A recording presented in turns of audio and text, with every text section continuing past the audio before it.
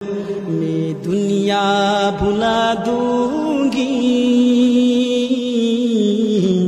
तेरी चाहत को, मैं दुनिया भुला दूंगी तेरी चाहत को।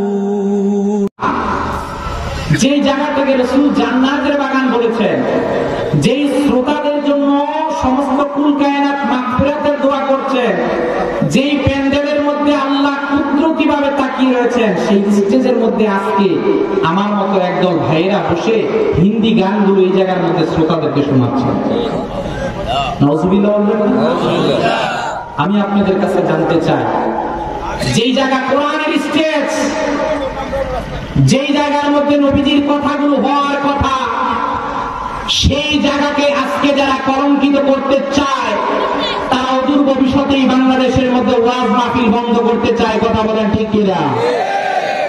ভুলতে পারো তুমি বন্ধু,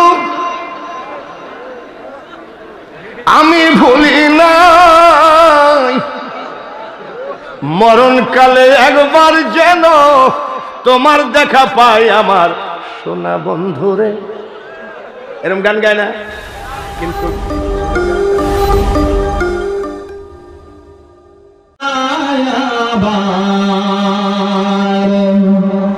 ওমর দারাজ দিল দাও খোদা দাও আমায় আবার, ওমর দারাজ দিল দাও আলীর মতন বীর সেনানী, আলীর মতন বীর সেনানী জাগাতে নিখিল দাও খোদা দাও আমায় আবার, ওমর দারাজ দিল হামজাকে দাও ঘরে ঘরে জীবন দিতে আটা পরে, হামজাকে দাও ঘরে ঘরে জীবন দিতে।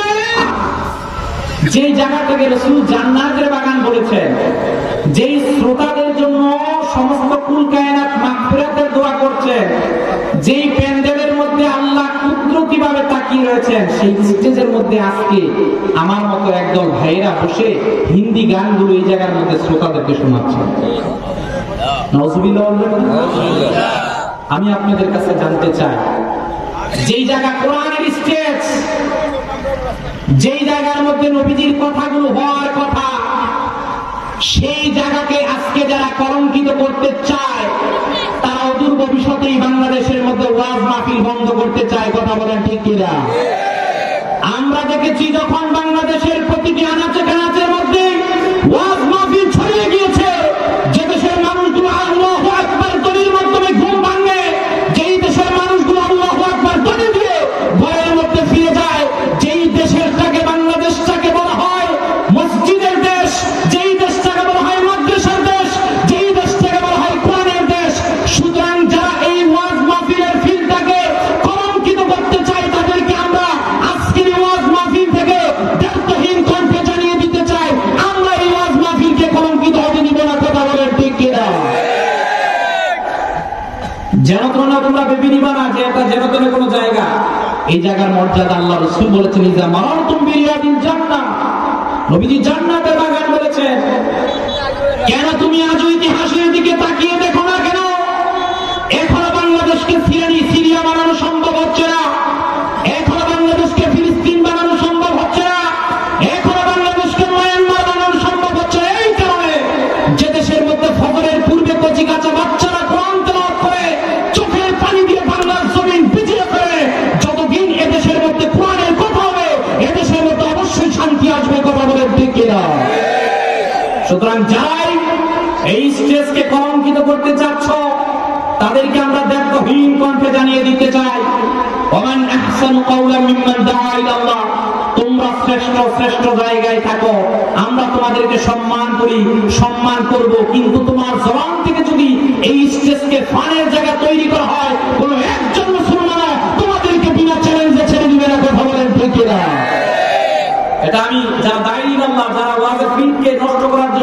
করছে, হাত জোর করে বলছি ভাই এই সম্মানিত জায়গা, এটাকে সম্মানের জায়গাতে রাখো, এটা ফান করার জায়গা না। এখানে আমরা এসেছি কোরআন হাদিস থেকে শিখবো, আমল করবো তার জন্য।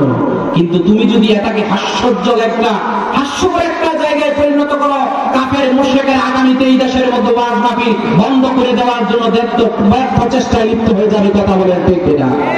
এটাই আমাদের তাদের প্রতি উদাত্ত হওয়া থাকবে। প্রিয় হাজরিন, সূরাতুল আল ইমরানের 110 নম্বর আয়াত, আল্লাহ রাব্বুল আলামিন গোটা পৃথিবীর মানুষদেরকে ডাক দিয়ে বলেন, কুনতুম খায়রা উম্মাহ, ও পৃথিবীর মানুষেরা তোমরা একবারের জন্য জেনে রাখো আমি আল্লাহ রাব্বুল আলামিন তোমাদেরকে অনেক ভালোবাসি তোমাদেরকে একটি কোরআন দিলাম। This is the book, a book in which there is nothing wrong, কোনো ভুল নাই, সন্দেহ নাই, ডাউট নাই। আমি আল্লাহ তো চূড়ান্তভাবে জানাই দিলাম, surely I have revealed the Quran and I securely safety, কোরআন নাজিলও করেছি আমি আল্লাহ, এর হেফাজতকারীও আমি আল্লাহ। সুবহানাল্লাহ।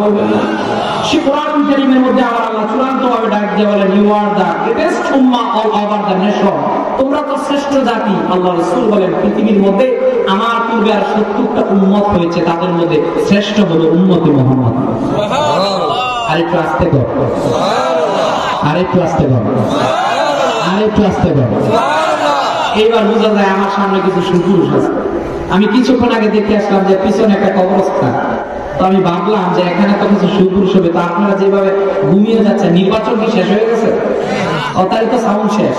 ওই জায়গার মধ্যে তো একটা বিড়ি আর এক প্যাকেট কিছু পাইতেন, কিন্তু এই জায়গার মধ্যে তো কিছু পাচ্ছেন না।